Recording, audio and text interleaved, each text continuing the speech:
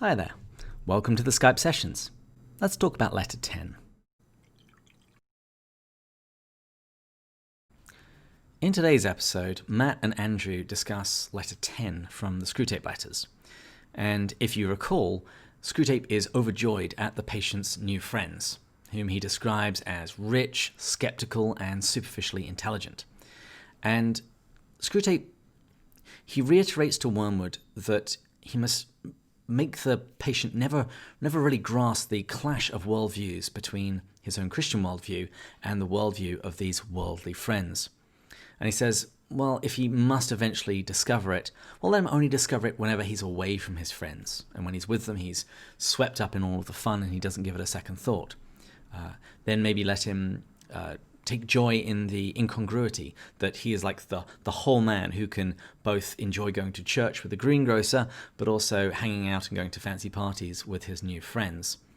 A chapter like this raises lots of questions as to the people that we surround ourselves with and the friendships that we form. And it's kind of strewn with landmines, because you could very easily read a chapter like this and conclude, oh, so if you're Christian, then you can't have any non-Christian friends because they're going to drag you down. But of course, if we went that route, where would evangelism come into play at all? We would be like Pharisees, the separated ones. We would be in our holy little huddles, separated from the world and not affecting it for the better in any way, shape, or form. So where does that leave us?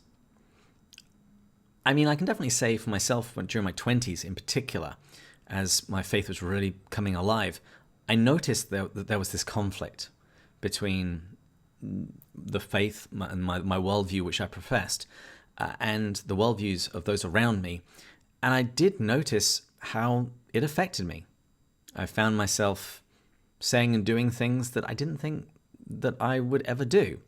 But it was very easy to do when you get caught up in the group. Now, there's been some great discussion about this in the Pints with Jack Slack channel, and in the upcoming episodes, we touch on the subject again a few times about friendships and the role of faith and how aligned do you really have to be. But as I was listening to Matt and Andrew discuss this,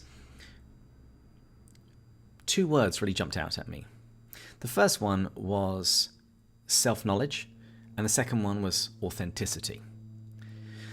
You see, I think the real difficulty with the patient in this scenario is he's not very self-aware. He doesn't recognize that these friends could be leading him away from his faith. Screwtape says, it's just like a little knock, but it'll eventually take him out of the orbit of the enemy, out of the orbit of God. So the patient isn't aware that this is a potential danger. And much like with the entirety of Screwtape's strategies, if you don't think you're in a war, you're not going to be ready to fight. You're not going to put on your armor.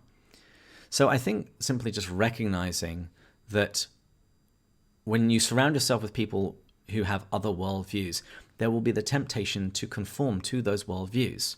As Lewis says in this chapter, mortals always become what they imitate. And so if we are surrounded by people with values which depart greatly from Christianity, we will probably start taking on some of those opinions and attitudes as our own. So the first word was self-knowledge. The second word was authenticity. That was the other thing that popped into my head, and Matt mentioned it a little bit towards the end.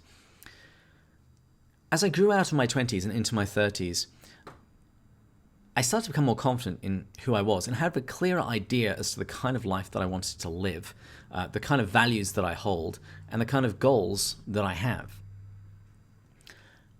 And that made it much easier to make decisions when I knew who I was.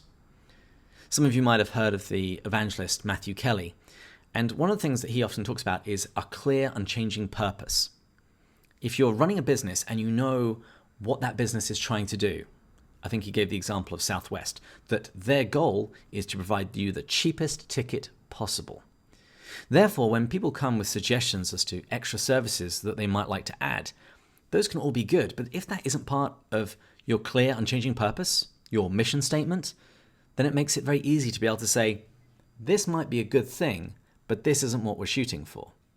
And so I think in the same way, when we're trying to navigate relationships, when we're trying to live out our life in an authentic Christian way, the clearest conception that we've got of our own goal and our outlook on life, what it is we're here for, if that vision is very clear, it will help steer us away from making decisions that will take us away from that.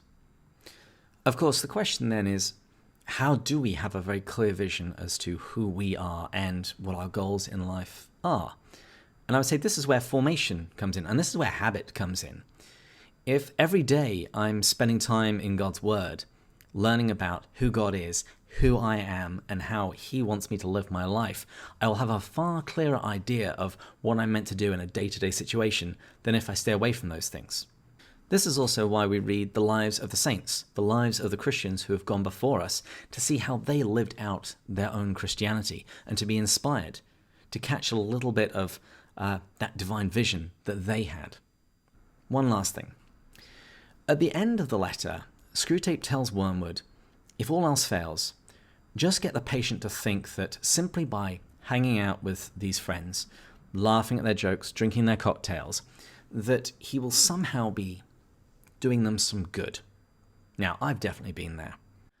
And as with most things, I'm ultimately put in mind of a Casting Crowns song. They have this one song, it's called What This World Needs. What this world needs is for us to stop hiding behind our relevance, blending in so well that people don't see the difference, and it's the difference that sets the world free. And so I suppose just to wrap everything up and just to put a bow on it, I'm saying that my response to letter 10 is that we get to push back on Screwtape when we're first of all self-aware, when we realize we're walking into a situation where our worldview is going to be at odds with other people's worldview, where there is possibly going to be some conflict, where we might be challenged, either directly or just subtle pressure applied to us, to know when that might happen and to recognize it as a temptation and a danger. And to fortify ourselves against that by constantly renewing virtue and renewing our vision as to who we are and what our goals are in life. Because I think the more clearly we see that, the easier it is to make decisions. Because we just have to keep on asking ourselves, does this align with my life's purpose? And if my purpose of my life is to glorify God, then that's the benchmark against which everything gets measured. Anyway, those are just my quick thoughts. I'm sure we're going to talk about this subject of friendship over the coming weeks as we read more chapters of the Screwtape letters, and we'll continue discussing it on our Slack channel, which you can join by simply supporting us on Patreon at the silver level or above. Just go to patreon.com/pintswithjack. See you next week.